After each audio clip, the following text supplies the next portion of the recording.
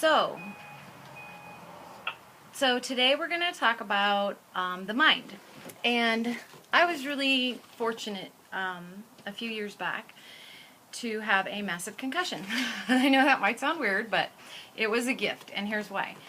Because I had complete amnesia for a while, and I did not know who anyone was, didn't know my own name, and what I found is that as I started to get better and my memory started to return to me, I was having thoughts would slowly start to enter, like, I should know that person's name. Like, I would recognize their face and I would think to myself, I should know that person's name. And with that thought came fear immediately, like, oh my God, I should know that person's name. And then, of course, it would slip away because I had amnesia, and that's what happens when you have amnesia. And so I couldn't really fight it. The fear would leave with the thought. So then I would go back into that kind of nothingness, that quiet mind, where everything was very vast, and it was just thoughtlessness, and nothingness, no-thingness, no-thingness in there. And it took several months for my mind to even get to a place where I recognized, family names and friends and stuff like that. Well, what happened was I started to recognize that when the thoughts began coming back pretty regularly, and I would lose them, I became conscious that at that point that the fear was attached to the thought. So every time I would let go of the need to remember something and just surrender to it, and surrender back into the unconsciousness of not knowing, I would feel this wonderful serenity, and I really liked it. So the gift I got from that was recognizing that I don't need my thoughts to be happy. Not only that, I didn't need my thoughts to survive. I mean, I was fed, I was sheltered, I was clothed, I was taken very good care of. Granted, I couldn't drive for a while, and I would get lost and walk in front of cars, but thank God people were around me to keep me from walking in front of cars. And now, years later, I don't walk in front of cars, and I don't have to really think about it. I kind of intrinsically know that I shouldn't walk in front of a car, or a truck for that matter, or a train. So I wanted to figure out a way to get back into that space and how to help others discover what that nothingness feels like and the beauty of that quiet mind. So I asked myself first, what does the mind do? Well, I think initially it was designed and created to provide a few things. Survival, right? It was our servant. It was there to make sure we had shelter. Here's a little house. House. And it was there to provide food so that we would not starve. And reproduction, we needed a mate. Talking really isn't that important. I'd rather spend time with you. See? The perfect mate. We needed that. Let's just cuddle tonight. Let's just cuddle tonight. Gotta love this guy. Anyway, so food, shelter, reproduction, survival. That's what we needed. And back in the day, of course, the caveman would come out and bonk the chick with the piece of wood and drag her butt back into his cave, and he had a cool cave because he wanted placement in the herd. Oh, that was one more thing. Where's the herd? Okay, here's some elephants, yeah. Placement in the herd. We all have a need to be up front. We want to be in the front. And some of us do it more manipulatively than others. Some of us go, no, I really don't want to be up in front, but basically we all really do. So that's what the mind was designed to do. And it did a great job. It was perfect. And we're here. Obviously, we don't have saber-toothed tigers running around anymore, so we're doing something right. Well, now, guess what we have? We have houses and cars and ton of food. You go to a grocery store and you don't have to eat saber-toothed tiger anymore. You can have whatever you want, and there's tons of choices. So then the mind, all of a sudden, has to do something because its original design is obsolete. And it reminds me of the fire department, because the fire department originally was designed to put out fires, right?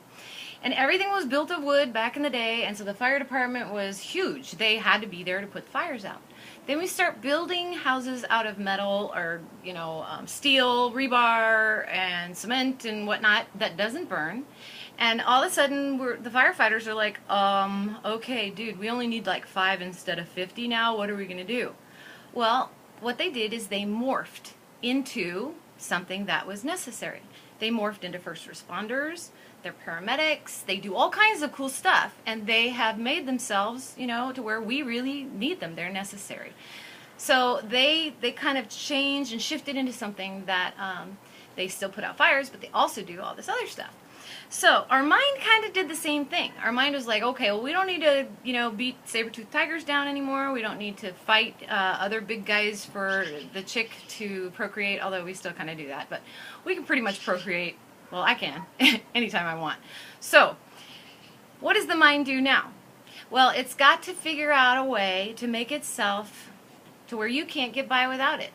So after we have all the houses we can live in and cars we can drive and lovers we can have and kids and we reproduced and recreated and built and built and built, the mind is like, okay, what do I do now? Well, I gotta make myself indispensable. So I'm gonna keep telling my person, because I'm not my mind, by the way. You're not your mind. You're not your thoughts. You are that. Remember that perfect light, that little ball? Yeah, that's you. So you're not your mind or your thoughts. And I figured that out too in the concussion, because I was still me even though I didn't have my thoughts. That was a very interesting realization. Alright, so the mind now is starting to chatter, and it's telling you, okay, you really need me around because I need to remind you of who you are, and that you don't need to be hanging around that person because that person isn't good for you, and blah, blah, blah, blah, blah, blah, blah, blah. And we all have our own little chatter boxes going on in there, and committees, and, you know, whatever's going on. Well, in order to quiet the mind, what I did is I started carrying a notepad and a pen with me at all times. I've got one in my car, I've got one in my purse, I've got one next to my bed, I've got one in the living room next to my chair, I've got one right here on the patio. And what I do is when my mind starts bothering me with things like, you're not good enough, you can't do this, I go, oh, I'm not good enough, I can't do this. I'm not good enough, I can't do this. Okay, mind, thank you very much. Duly noted. I duly noted it right here on paper. And my mind's like, what? Oh. But wait, you're not good enough. And I'll go, yeah, I know, I got it written down, thank you. And the mind kind of stutters and doesn't really know what to do with that. So at first, it'll pop off with all kinds of stuff. Like, okay, well, let's try this tactic. You better not do that because something bad will happen to you. And you remember last time this happened? And then I go, oh, okay, mind, you know what? I hear what you're saying. Remember what happened last time. I got that. It's right here on paper. And if I need to remember that, I've got it written down. And so I'm bypassing my mind's constant chatter that way. And every time it wants to continually badger me, I just duly note whatever it has to say. I don't argue with my mind anymore. I found out that doesn't work. It's like I'm trying to go to sleep, and my mind will start going, you got a test tomorrow. How are you going to pass the test? Do you remember everything on that? Oh my God, what was that one question? You know, if a train is going 85 miles an hour southwest, and it's trying to get to Chicago by 4 o'clock, you know, I'm figuring all this out in my head, and what if the teacher, like, pops some question that I don't want it, and I don't know the answer? And then it's like, all of a sudden I'll go, oh, okay, train question, don't know, got it, written down, duly noted. Oh, I can't do this, I can't pass this test. I'm going to fail, duly noted. I'm going to fail. I've got it. Thank you, mind. I wrote it down right here. Now, this might sound kind of stupid, but remarkably, it works. And it doesn't work sometimes. It works every time. After a while, you start documenting what your mind is telling you, and pretty soon your mind runs out of crap to tell you. And believe me, it takes a while because your mind is very tricky, and it has learned not to be your servant, but it has become your master. And what happens is we got caught somewhere in there, and we got lost, and we started thinking the mind was in control and started following the thoughts instead of having the mind serve us. So then every time I would have a thought, I'd be like, I can't do this. And then I'd start spinning out. I can't do this. I can't do this. Oh my God, what do I think I'm doing? I can't do this. And you know what? I don't even need to go there because it's only a thought, and I'm not my thoughts. So when I write it down and I duly note it, I recognize that I am not my thoughts. My thoughts are like clouds. And they come and they go. And if I'm laying on the grass and I'm staring up at the sky, I can watch the clouds go by. Well, there goes a thought. There goes a thought. What happens, though, is when I try to throw a lasso around a particular thought, because it's an important thought, they're all made out of the same stuff, folks. Every thought is made out of the same thing. It's all swooshy, whatever. It's a cloud, okay? It's made of nothing more solid than a cloud. When I try to lasso a cloud because I think it's an important cloud, that's when I get into trouble. It's very difficult to do that. So when it's in a really important cloud, just write it down. You know, I can't let go of that. Try it. Let go of that thought. Once you recognize it and write it down, let it go. See what happens. Pretty soon, your mind gets really quiet, and you get into that nothingness, and it's a sweet place to live. And I like to be there, and I hope that you can find it too. And I don't see why you can't. Just get stupid. Get stupid quick, and you'll be really happy. Okay, talk to you next time. Bye.